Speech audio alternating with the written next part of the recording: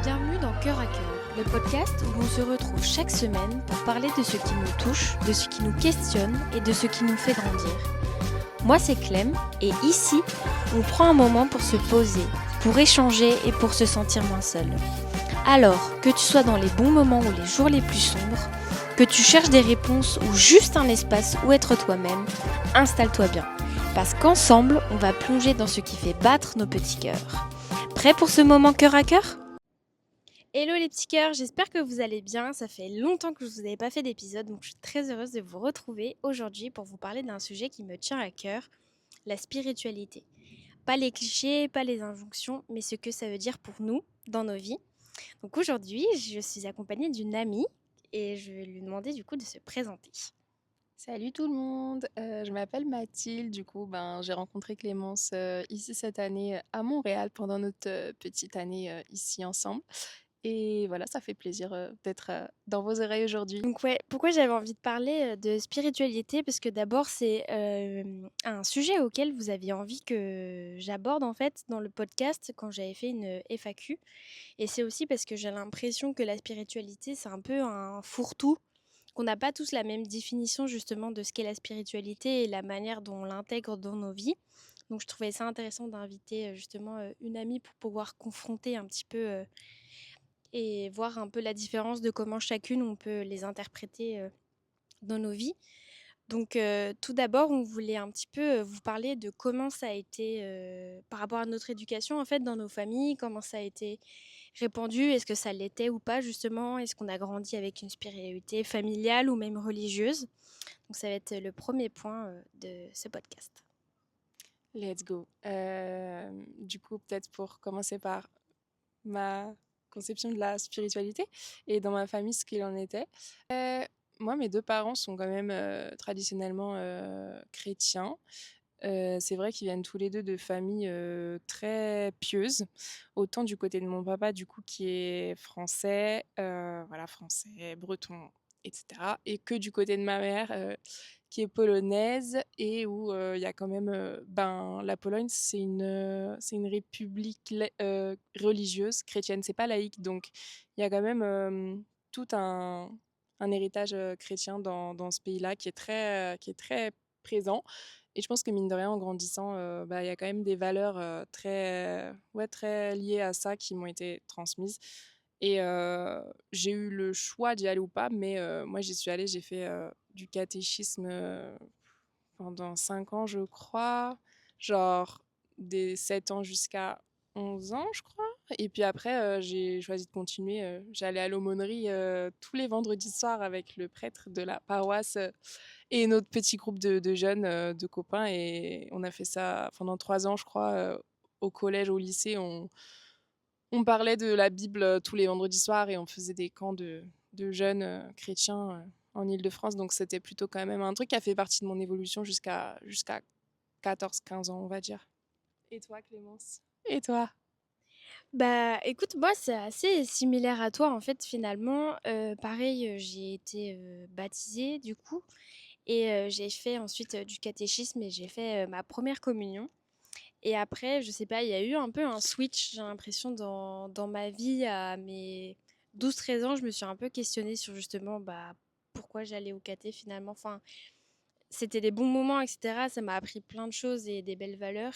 Mais en fait, j'ai l'impression que j'ai pas vraiment choisi de manière consciente et de manière de comprendre vraiment le sens un peu de ce que ça représentait, etc.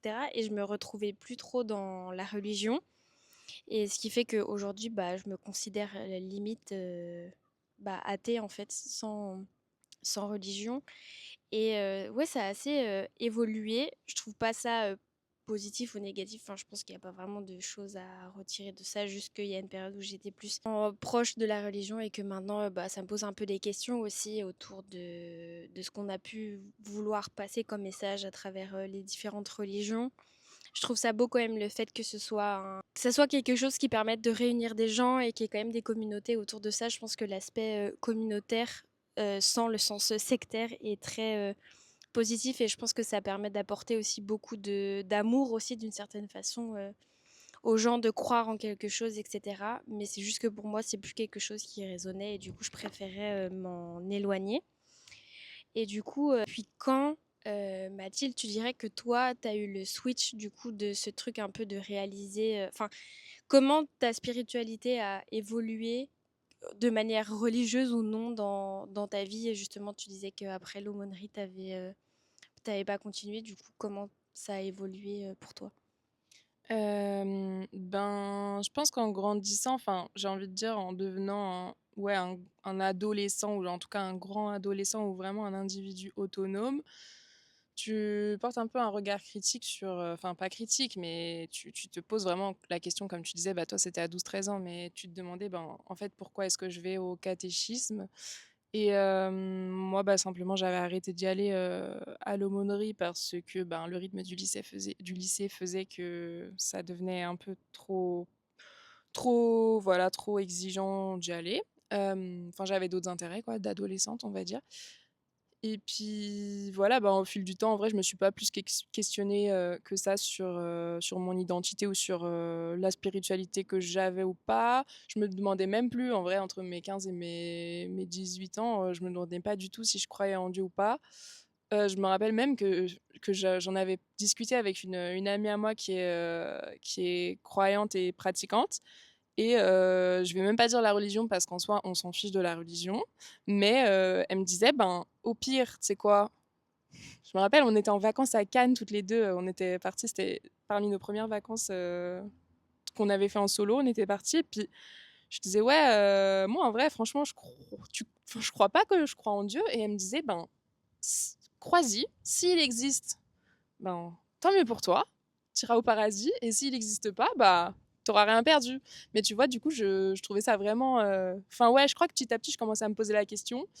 Et au fil du temps, en vrai, souvent, en parlant avec mes amis, il y a une deuxième amie à qui j'en ai parlé, je crois qu'on avait 18 19 ans, c'était après le lycée.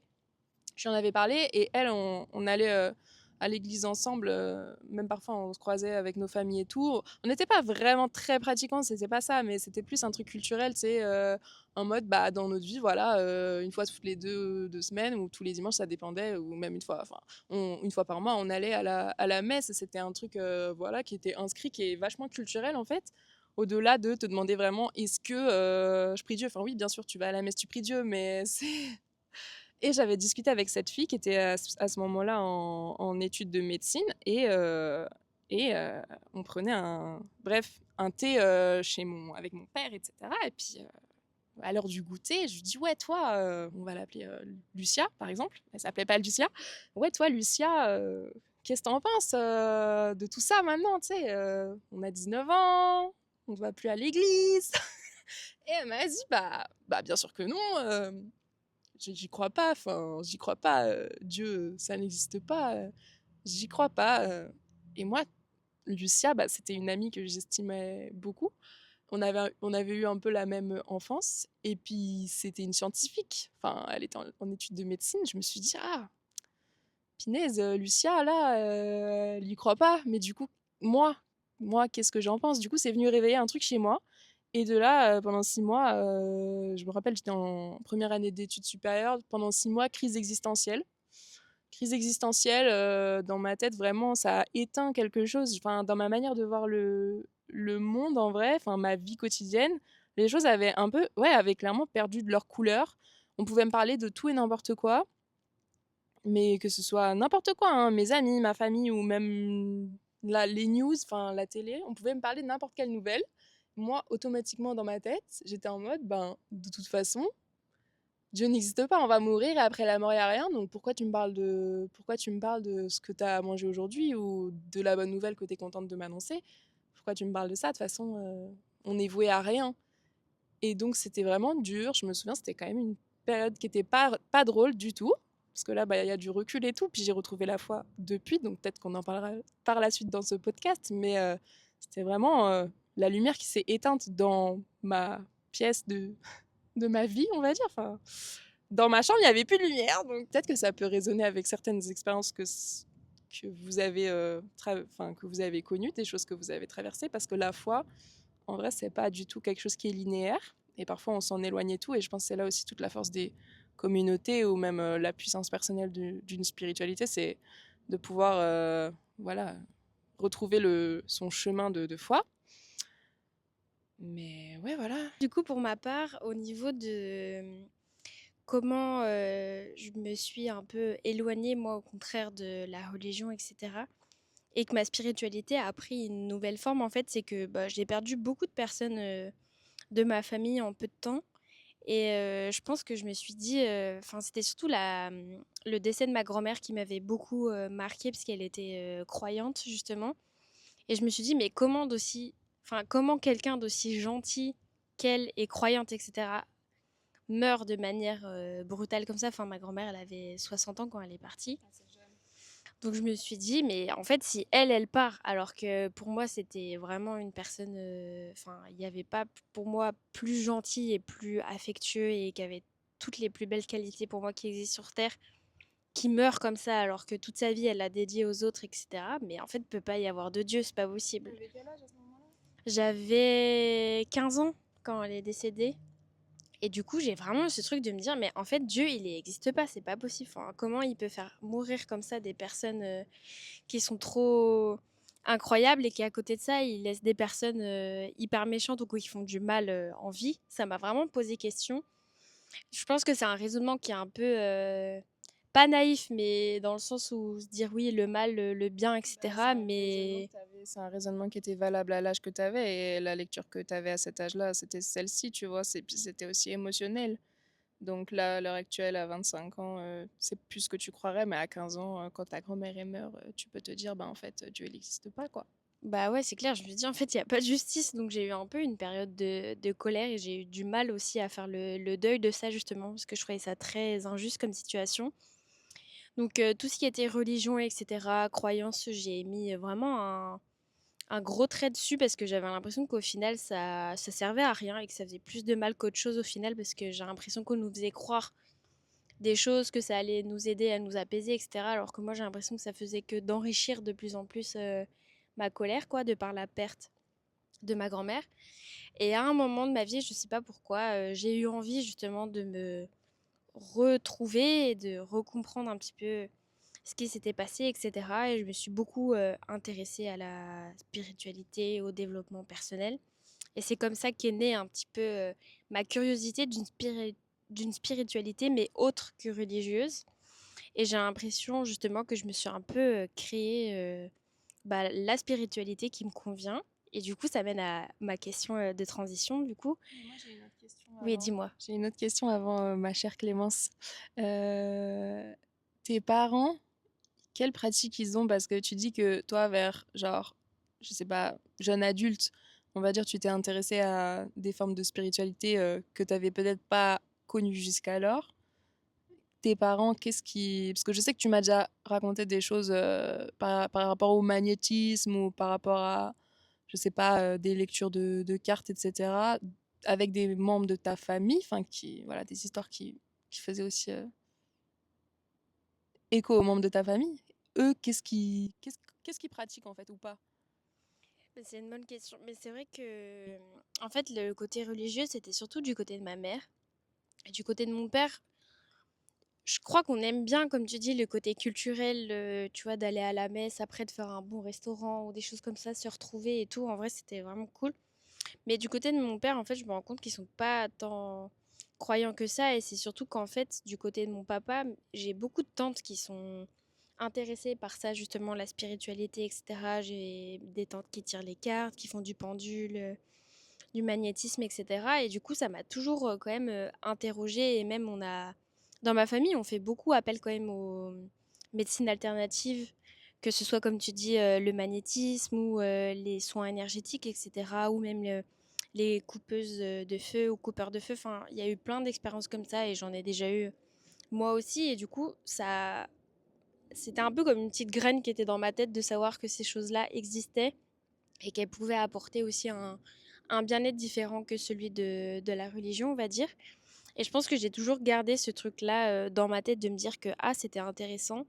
Et je pense que de m'être éloignée du coup de la religion que je pratiquais avant, mais pas non plus de manière hyper sérieuse ou quoi que ce soit, enfin j'allais à la messe quoi, le dimanche, pareil, un dimanche sur 2, un truc comme ça.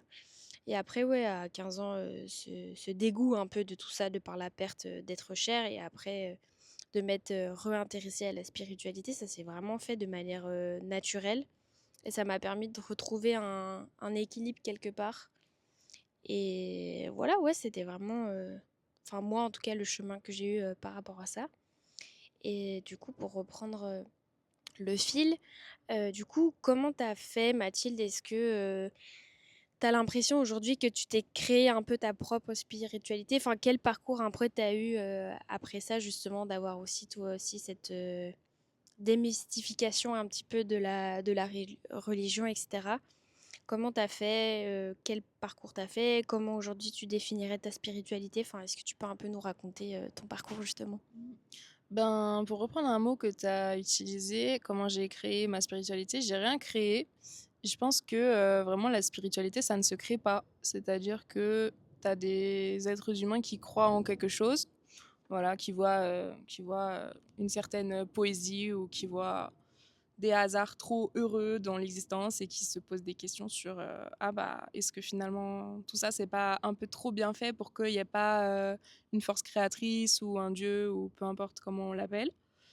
Et puis tu as d'autres humains qui ne croient pas en Dieu ou en quoi que ce soit, qui sont très cartésiens et à qui ça ne pose aucun souci, même ouais, à qui ça pose pas de souci, mais je sais pas vraiment si, enfin moi en tout cas, enfin, je suis passée par là de ne croire en rien et franchement, c'était dur. Donc, je sais pas si c'est aussi une manière de faciliter son esprit que de croire en quelque chose. Franchement, je sais pas. Mais en tout cas, la foi, bon, voilà, c'est très, très pluriel et j'avoue, je serais loin d'avoir la prétention de dire qu'on en connaît tous les tenants et les aboutissants. Enfin, en tout cas, nous deux et même plein d'autres gens. On pourrait ramener plein d'autres gens. Je pense qu'on saurait même pas trop quoi dire dessus. Mais ben, pour parler de mon cas, du coup, suite à la crise existentielle qui a duré ouais, 6 mois, mais même en fait, bah, ça traînait les années suivantes.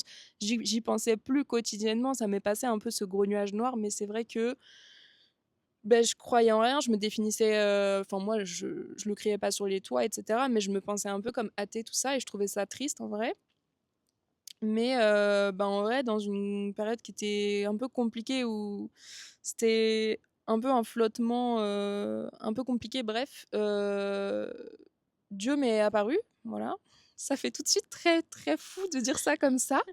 Voilà, on change d'ambiance. Mais oui, en tout cas, dans mon cœur, j'ai ressenti, enfin, j'ai vu une manifestation naturelle que j'ai ressentie comme une présence divine. Voilà, encore une fois, c'est question d'interprétation et de ce qu'on ressent dans notre cœur à un moment T. Euh, mais voilà, j'ai eu ce signe. C'était, bref, quelque chose de dans le ciel. J'ai pas vu Dieu qui m'a fait coucou, mais bref, j'ai vu des choses dans le ciel. J'ai vu le soleil, voilà, d'une manière dont j'avais jamais vu le soleil. Et c'était vraiment, en fait, c'était vraiment un paysage dans le ciel. Enfin, c'est tout un contexte et tout, mais il y avait pas juste le soleil au milieu du ciel, hein. Vous vous doutez bien, mais c'était, voilà, il y avait beaucoup de nuages, c'était très beau et voilà, c'est un moment où j'ai posé une question précise à Dieu et j'étais en mode, ben en fait, là, je suis très très bas. Je vois la vie en noir, donc si tu existes, montre-le-moi, parce que là, je rase le sol et je rase le sol depuis quelques années. Donc, et bref, et on t'envoie ouais, un petit signe quoi. Et là, bon, donc c'est comme ça que j'ai retrouvé la foi. Je suis morte de rire. Bref. Et après, par la suite, ben, je dirais que la spiritualité, ça se construit un peu au fil des rencontres aussi qu'on fait, des rencontres qu'on fait avec des gens ou aussi avec soi-même. Ouais, c'est un peu l'œil qu'on pose sur la vie euh, qui change ou qui s'affine. Ouais, en vrai, c'est vachement vaste, mais bah, culturellement, en vrai, je me sens toujours bien quand je vais dans une église. Après, euh, dans ma pratique. Mais la philosophie aussi, on n'en a pas parlé de la philosophie. Mais la philosophie, à la base, c'est les philosophes, ils se sont posés des questions en se disant comment l'humain peut-il conceptualiser la vie sans passer par la religion. Et en fait, la philosophie, c'est un peu une sorte de religion aussi. Donc moi, je m'intéresse aussi à ça. La spiritualité, c'est un peu plus une manière de concevoir les rapports humains d'une manière. Euh, De quelle manière? De quelle manière? Bah, c'est assez vaste, mais je pense qu'il faut être éveillé à ce qui vient à nous au quotidien. Faut être à l'écoute aussi de soi, parce qu'en vrai, on oublie vite, mais bref, moi je pense qu'on n'est pas sur Terre par hasard. Enfin, quand on pense à nous qui sommes doués d'une personnalité, qui savons parler, communiquer les uns avec les autres, qui pouvons faire des rêves quand on dort. Enfin, on voit des choses quand on dort. On ressent des choses. Enfin, c'est un peu trop bien fait pour que ce soit tombé de nulle part. À mon avis, hein, si on réfléchit logiquement. Euh, ben voilà, je pense qu'il faut être à l'écoute de soi-même parce on est une part du divin, en fait. On a été créé par... voilà, les autochtones diront que c'est le grand esprit. Les musulmans vont dire qu'on est là par la grâce d'Allah. Et moi, je te dirais que Dieu nous a fait hommes. Enfin, tu vois ce que je veux dire. Euh, je pense que faut être ouvert à la poésie de ce qu'on nous a mis dans les mains, tu vois. Et moi, en vrai, c'est un peu ça ma spiritualité. Et c'est ouais, essayer de faire des bonnes actions. Ça, en vrai, c'est un peu le côté... Ouais, ben, j'allais dire le côté chrétien, mais je sais que bref, le Coran par exemple aussi, chacun est amené à essayer de s'améliorer en tant qu'humain et à faire du bien pour la communauté. Moi, ma mère en vrai, pareil, c'est racine chrétienne, mais après, elle est pas, elle a fait aussi son propre truc et je pense que ça m'inspire quand même. Mais voilà, c'est genre essayer de faire le bien autour de soi, d'aimer son prochain, des choses comme ça. Et des fois on l'oublie, hein, franchement, des fois on l'oublie même. Tu sais, l'humain, il peut vite être amené à être un peu hypocrite ou à voilà, être un peu méchant, etc. Mais des fois, j'y pense, je me dis, ah punaise, en vrai, c'est péché de faire ça, donc essaye de bien te comporter, quoi. C'est un peu, voilà, un peu la guideline, la ligne de conduite. Toi, Clem, je pense que tu pourrais parler des mêmes questions que tu m'as posées pour un peu comment tu t'es créé ta spiritualité. Enfin, pas créée du coup, mais comment tu considères ton rapport à la vie, en fait. Pas juste en étant un humain froid et juste un humain. Bah, écoute, moi, ça s'est fait de manière assez naturelle. Comme je t'ai dit, dans ma famille, il y a quand même des personnes qui sont intéressées à tout ce qui est développement personnel, les énergies, etc. Donc, c'est quand même quelque chose qui a toujours été un peu influencé, ou du moins dont j'avais connaissance, on va dire, quand j'étais plus jeune. Et après, il y a une période, je pense que bah, déjà le décès de ma grand-mère, ça a été un premier déclic. Et après, le deuxième, je pense, ça a été ma première rupture amoureuse. Je pense que j'ai été tellement choquée. Enfin, j'ai pas compris vraiment ce qui se passait, etc. J'ai perdu énormément confiance en moi. Et à un moment, je me suis dit, mais ma grande, enfin, vraiment, faut te ressaisir. Enfin, c'est pas possible de continuer comme ça. Et j'étais vraiment mal. Donc, je me suis mis vraiment à beaucoup lire des livres de développement personnel, des livres les plus simples et basiques, on va dire, comme les 4 accords Toltec, à des livres un petit peu plus compliqués. Et ça m'apportait beaucoup et je me sentais comme comprise et j'avais l'impression d'avoir trouvé un peu un chemin qui me permettait d'évoluer et de grandir de manière plus alignée avec moi-même. Donc ça m'a fait beaucoup de bien. Après, c'est là aussi que je me suis mise à écrire. J'ai toujours beaucoup aimé l'écriture. J'aimais beaucoup ça petite. Mais là, je sais pas, de me renseigner, je prenais des notes, par exemple, sur les livres que je lisais. J'écrivais beaucoup aussi ce que j'avais dans ma tête. Et en fait, je me rendais compte que plus j'écrivais et plus j'étais apaisée et plus ça me permettait aussi d'attirer à moi des choses que j'avais écrites sur le papier. Donc, quelque part, j'avais un peu manifesté aussi ce que je voulais. Et en fait, quand j'ai réalisé ça, que le pouvoir, en fait, il venait de moi. Et aussi, je me suis mise à méditer, etc. Enfin, je sais pas, j'ai senti qu'il y avait quand même une puissance qui était supérieure, mais pour moi qui n'avait pas le corps ou qui n'avait pas l'énergie d'un dieu ou quoi que ce soit, juste de croire en l'univers, en quelque chose, qu'il y a des choses qui sont destinées à nous, mais je suis quand même assez, comment dire? J'ai un rapport à ça qui est très, clair dans ma tête de ça me rassure de savoir qu'il y a l'univers et que je peux compter, dessus et cetera, mais je sais que aussi la grosse, grosse part du travail, c'est de moi, en fait. C'est que si moi, je fais pas le travail sur les choses qui vont pas dans ma vie, par exemple, bah, les schémas, ils vont revenir, ils vont se répéter et cetera jusqu'à temps que je comprenne, les leçons et que j'en tire des apprentissages. Donc il y a des choses, certes, de penser qu'il y a l'univers, etc., ça me rassure. Ou quand, par exemple, je fais des méditations, je vais y penser, etc. Mais je suis quand même consciente. Enfin, pour moi, c'est important d'avoir cette conscience que c'est moi qui suis maître de ma vie et que certes, parfois, on peut prendre des chemins, mais qu'un chemin n'empêche pas de pouvoir en prendre un autre ou de se retrouver à un carrefour à un moment donné. Enfin, que rien n'est fatal un peu dans la vie et qu'on aura toujours le choix un peu de faire les choses comme on veut. Mais je rejoins quand même ton point sur le fait que pour moi c'est aussi important et ça c'est quand même des valeurs qui sont partagées par toutes les religions d'avoir cet aspect vraiment communauté, de faire le bien autour de soi même s'il y a des aspects quand même négatifs. On l'a vu notamment quand on a été à Salem et qu'on a vu avec les sorcières par exemple que du coup l'église etc a eu beaucoup d'impact très négatif sur notamment bah, le fait d'avoir tué des milliers de femmes en fait juste parce qu'elles étaient accusées de sorcellerie, mais bon ça c'est un autre sujet, mais du coup il y a quand même des choses à questionner, mais cet aspect communautaire et de bien etc c'est quelque chose je pense qui manque cruellement, et ce qui fait que moi ma spiritualité c'est ça, c'est dans le fait d'enrichir des relations avec mes amis, avec mon copain, avec ma famille, même avec des inconnus, le fait de vraiment créer le lien, ma spiritualité, elle se retrouve beaucoup là-dedans, de partager des moments, même de faire un bon repas. Enfin, en fait, c'est la vie et c'est les choses simples pour moi, la spiritualité. Mais c'est juste que j'y apporte beaucoup d'importance et beaucoup de conscience. Et ce qui fait que les choses simples ont des valeurs qui sont très fortes.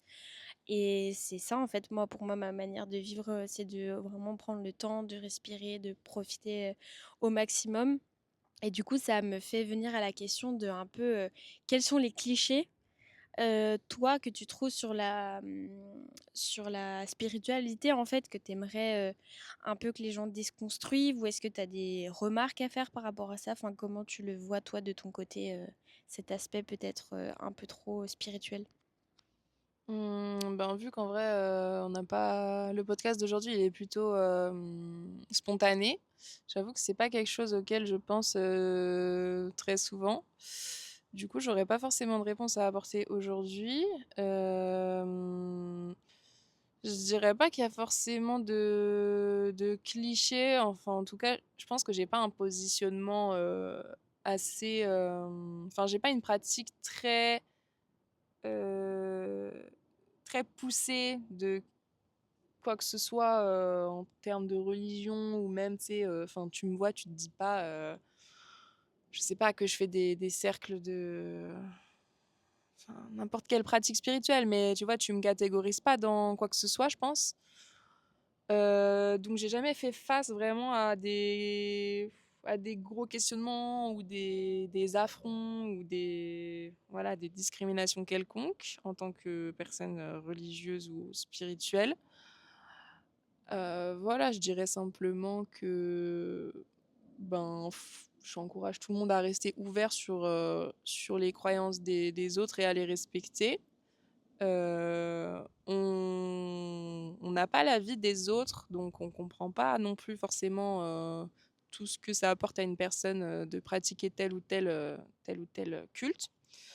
On est tous très différents les uns des autres. Un humain n'est pas un autre, donc voilà, pas juger, pas se dire ah mais de toute façon cette religion-ci elle est comme ci, cette religion-là elle est comme ça. Après, quand ça touche aux droits fondamentaux des humains, je pense qu'il y a des limites à apporter quand même, hein. Voilà, quand il y a des problématiques de je sais pas, bref, de troubles à l'ordre public, etc., même de maltraitance, que ce soit dans les familles ou quoi. Bon, voilà, là, on est sur un autre sujet. Mais ouais, franchement, j'ai pas beaucoup plus de choses à ajouter. Toi, Clem, t'aurais des choses à dire par rapport aux clichés sur la spiritualité ou ce genre de choses? Ouais, moi je pense que j'en ai plusieurs parce que en fait j'ai l'impression qu'à une période de ma vie j'étais justement un peu un cliché sur pattes, dans le sens où En fait, quand tu te renseignes un peu sur la spiritualité et que tu regardes, et vu que c'est devenu vachement un effet de mode aussi, j'ai l'impression sur les réseaux sociaux, etc.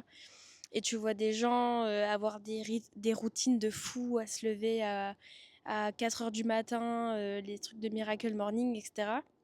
J'ai essayé, hein. Honnêtement, j'ai essayé, mais j'ai pas réussi. Et du coup, ça m'a beaucoup questionné à me dire que peut-être que, je sais pas, j'avais pas atteint ou que j'arriverais jamais à atteindre ce niveau de spiritualité ou ce genre de choses. Alors que c'est juste que, bah, en fait, chacun vit la spiritualité comme il le veut. Et il y a une part de liberté aussi qui est très importante, je pense, à comprendre et à concevoir. C'est que, ouais, chacun fait ce que tu veux. Et moi, je suis désolée, bah, je peux pas me lever à 5 heures du matin pour faire des petites prières en lotus. Enfin, c'est pas mon truc, ça résonnait pas avec moi et en soi, c'est pas grave. Mais du coup, je pense que je me suis mis la pression et je voyais la spiritualité un peu comme un programme hyper drastique à suivre et qu'il fallait absolument que tu fasses ça, ça, ça pour respecter et dire que tu étais quelqu'un de spirituel. Tu t'es construit une secte toute seule en fait. T'étais unique dans ta secte. T'as fait la Clémence secte toute seule.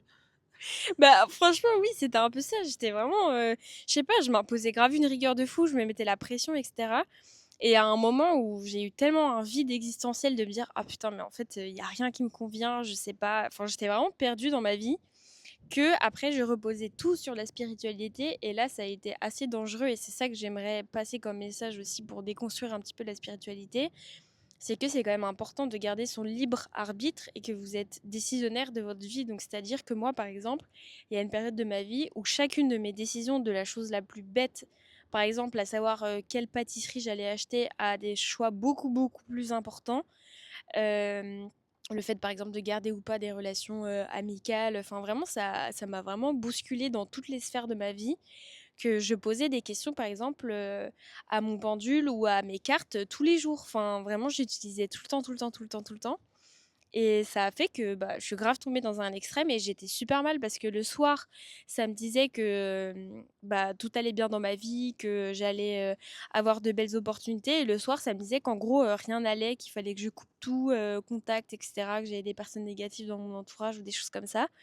Donc du coup, j'étais complètement perdue et en fait, c'est ma meilleure amie, Lucie qui m'a fait réaliser un jour quand je lui ai parlé, elle m'a dit: «Écoute Clem, je dois te dire un truc mais elle le prend pas mal». Elle m'a dit: «Peut-être que tu interprètes trop les choses de manière, trop, sans filtre en fait, que c'est vraiment, en mode, les cartes disent ça donc c'est forcément, véridique» et je remettais pas du tout en question de manière objective ce qui pouvait se dire et encore moins ce qui pouvait vraiment, être pour moi, valide ou pas. En fait, je prenais toutes les informations et ça me mettait trop mal et en fait, elle m'a fait réaliser que peut-être que, bah, si, j'avais autant de questionnements, bah, il fallait juste, laisser aller et que parfois, en fait, c'était juste les cartes qui m'embrouillaient plus qu'autre chose et vu que j'étais embrouillée, bah, les cartes m'embrouillaient encore plus parce que c'est quand même quand tu tires les cartes ou quand tu fais le pendule, c'est quand même un reflet de ce que tu as intérieurement, un petit peu quand tu poses des questions à toi-même, en tout cas et du coup, ça faisait que refléter, bah, le doute qu'il y avait en moi et ça ouais, ça me rendait vraiment, très triste parce que j'étais complètement, perdue et je savais plus trop quoi en penser.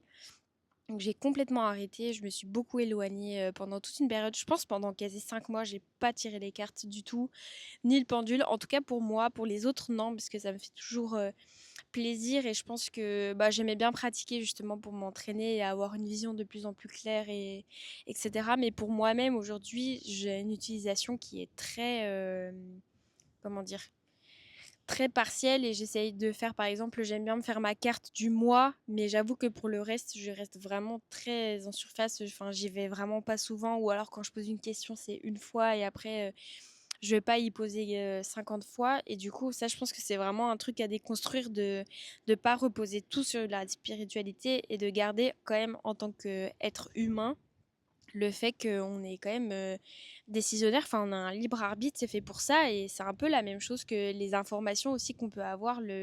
L'important aussi c'est de croiser les informations et de jamais prendre une seule information qui va sortir parce que ça peut être totalement biaisé ou tourné d'une manière que toi tu peux interpréter différemment. Enfin bref, c'est toujours important de vraiment croiser différents avis et de savoir que bah, c'est vous qui êtes le maître en fait, peu importe en quoi ça concerne, que ce soit de quitter un travail ou de rester en contact, etc. Si vous, vous sentez que que c'est la bonne chose à faire, bah faites-le. Peut-être que plus tard vous verrez que c'était pas le cas, mais c'est pas grave. C'est juste que pour moi, c'est trop important de déconstruire ce truc justement que la spiritualité, c'est vraiment un programme à réfléchir et qu'il y a une échelle un peu qui dit que t'es spirituel ou t'es pas spirituel. C'est pas ça.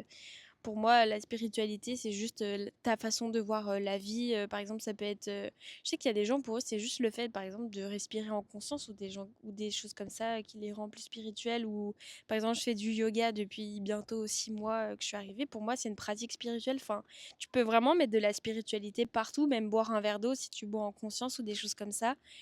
Et du coup, ouais, c'est ça pour moi de déconstruire ce mythe qui est trop gros, je trouve, autour de la spiritualité, que c'est vraiment un truc qui doit être hyper dur, etc. Si c'est dur, c'est que ça vous convient pas. Enfin, je suis désolée de vous le dire, mais arrêtez de vous lever à 5 heures du matin si vous êtes fatigué toute la journée.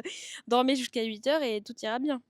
Donc voilà, faut pas trop se mettre la pression par rapport à ça et important de comprendre que on a notre libre arbitre et qu'on fait absolument ce qu'on veut dans le respect des uns et des autres, bien évidemment, mais que c'est important de garder la tête froide quand même et pas de tout miser sur ça, parce que je pense que ça peut vraiment avoir des risques et c'est comme ça, je trouve que les sectes et les gourous peuvent avoir beaucoup d'influence négative par rapport à ça. Oui, merci Clémence pour cet état des lieux très, très fin et très appréciable.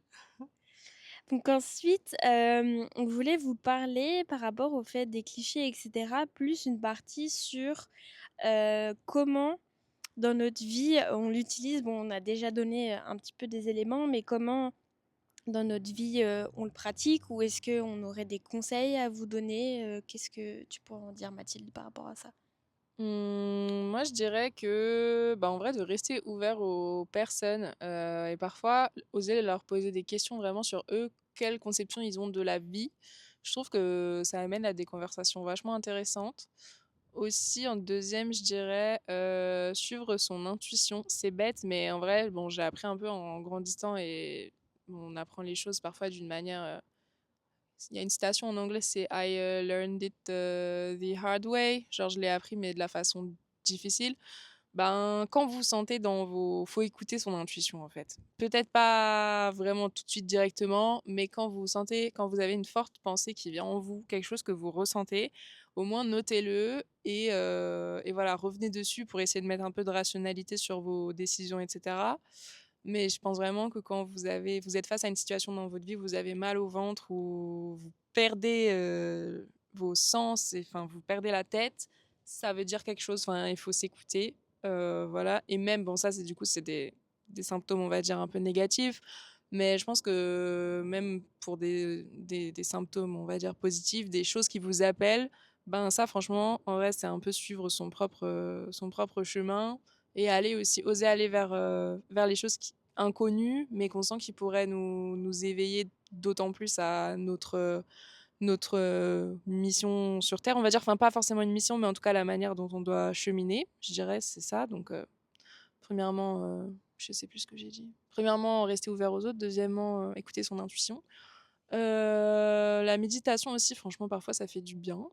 Même si moi, la pratique que j'en ai, c'est plus pour lutter contre, parfois pour lutter contre l'anxiété ou pour m'emmener mentalement dans des endroits où j'ai envie d'être mais que je peux pas être, qui sont soit dans le passé ou soit ailleurs sur Terre. Ça, franchement, en vrai, essayer, ça peut vraiment être bien. Je sais pas, t'as envie d'être dans ta chambre d'enfant, tu peux y aller, hein.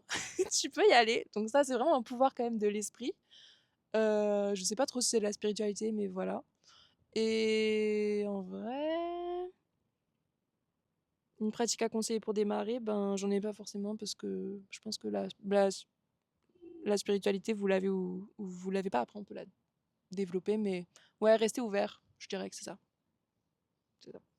Ok, bah merci beaucoup. Et moi, en ce qui me concerne, je dirais bah, un peu comme je vous ai dit, de vraiment garder votre libre arbitre et de l'adapter vraiment à vous. Et je pense que c'est en découvrant et en étant curieux que vous allez réussir à affiner un peu plus chaque jour. Mais je pense qu'en vrai, on a toute la vie pour définir un peu notre spiritualité et la manière dont on veut le vivre. Et qu'il y aura plein d'événements et d'étapes dans votre vie qui vont faire que ça va se façonner de manière plus ou moins différente. Parce que en soi, chaque heure, chaque jour qui passe, on est des êtres différents de la veille. Donc juste de prendre un peu de recul là-dessus et qu'en soi, le plus important pour moi, c'est de suivre ses valeurs et d'essayer de faire le mieux qu'on peut comme on peut avec les armes. Enfin, pas forcément les armes, on va pas utiliser de langage militaire là. Mais les bagages un peu que vous pouvez avoir, d'essayer d'être le mieux possible avec vous, moi je pense que c'est le meilleur cadeau que vous pouvez vous faire et que vous pouvez faire aussi aux autres parce que du coup, quand t'es bien toi, bah, t'arrives à être un peu mieux avec les autres. Et ouais, pour moi, la communauté aussi, c'est ce qui est le plus important et ce qui permet d'avoir la plus belle spiritualité possible. Et notamment la sororité, moi, c'est vraiment quelque chose qui m'a vraiment énormément aidé d'être entourée de femmes qui m'ont aidé ouais, à prendre confiance en moi, etc. Enfin, je pense que les femmes, tu parlais d'intuition justement tout à l'heure, et je pense qu'on a vraiment un truc à travailler là-dessus dans le sens où on nous a tellement fait taire justement par rapport à ça, de pas écouter vraiment ce qu'on ressentait par notre éducation, par la société dans laquelle on vit que se reconnecter à son intuition et en plus le faire en cohésion avec d'autres femmes, ça permet vraiment de se sentir soutenue. Et en vrai, on a toutes les mêmes problèmes. Enfin, c'est très rare de rencontrer une fille ou de discuter avec une femme, même ta mère ou ta sœur ou ta grand-mère, qui n'ont pas vécu des situations similaires. Enfin, il y a tellement de soucis et de schémas qui se reproduisent de génération en génération que du coup de s'apporter un peu de bienveillance entre nous. Bien sûr avec tous les êtres humains, je vais pas être là à vouloir être sectaire qu'entre femmes, mais je pense qu'entre femmes on a besoin davantage de se reconnecter un petit peu à ça, à notre intuition et je pense que ouais, c'est hyper important. Donc voilà. Donc en tout cas, merci beaucoup pour votre écoute. Merci beaucoup Mathilde d'avoir participé à l'épisode. Merci beaucoup à toi, Clem, de m'avoir reçu et plein de belles choses pour la suite de ce beau projet de podcast. Merci beaucoup. En tout cas, on espère que vous a plu. On vous fait d'énormes bisous. On vous dit à la prochaine et n'hésitez pas à me suivre sur Instagram, à cœur by Clem. On vous embrasse très fort et prenez soin de vous. Ciao!